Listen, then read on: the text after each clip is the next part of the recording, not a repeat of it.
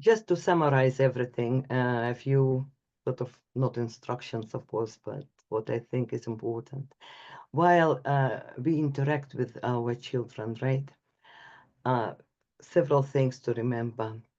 First, do remember about the most reliable channel for this child and try to see if it is eyes uh, from the child's point of view, to hear from the child's point of view, and so on and so forth.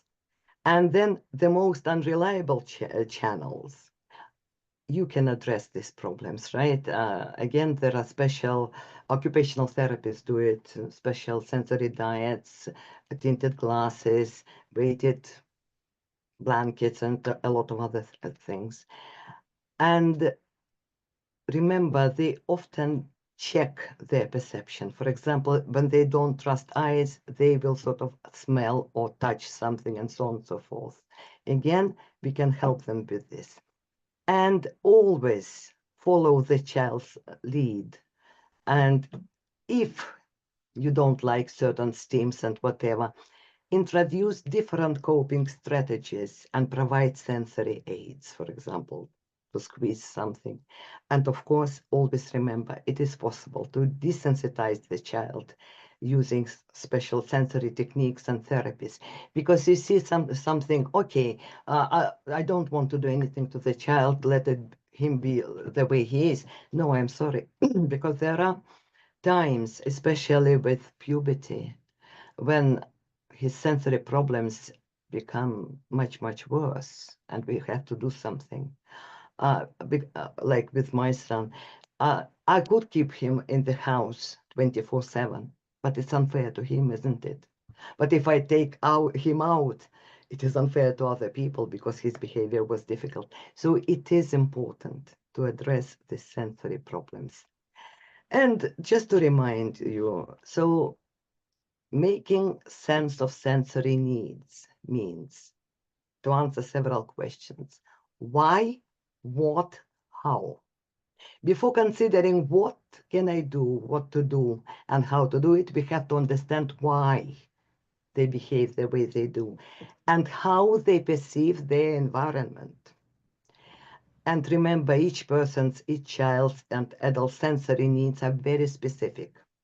Very often in the same classroom are children with the opposite sensory needs, and it is unfair to the teacher, it is unfair to these children. Remember about it. And it is possible to make necessary accommodations to the environment. Otherwise, the children like bombarded with all the stimuli, it's impossible to learn, right? Sort of. And at home, it is even easier just to address their sensory problems. And do remember, please do remember that their reactions and actions are logical and rational because they are dictated by their realities. They perceive the environment differently. And they are very, very different from our reality. And before you start teaching or working with autistic children, learn about the way they perceive the world and themselves. Remember, about feeling their self, and work with autism, not against it. Don't fight autism. Work with them. Eye contact. Do not insist on it.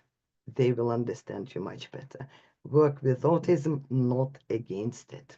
And then you will be successful. And the last one, you know, especially with nonverbal children or echolalic children, it's important. We don't know how much they know. Their knowledge is different, right? Very different. I would call it autistic intelligence. Unfortunately, we haven't got IQ tests for autistic intelligence. So I won't talk too much about it because it's a very complicated subject and fascinating. I want to give you a quote I created from two quotes of autistic women I respect a lot. The first one is Donna Williams and Jasmine O'Neill, the Irish nonverbal lady with autism. I sort of my interpretation of two quotes into one. Non-autistics can be considered idiots in the autistic world and appear to be thoroughly subnormal by autistic standards. Okay, let us respect their way of thinking as well, their intelligence. Thank you.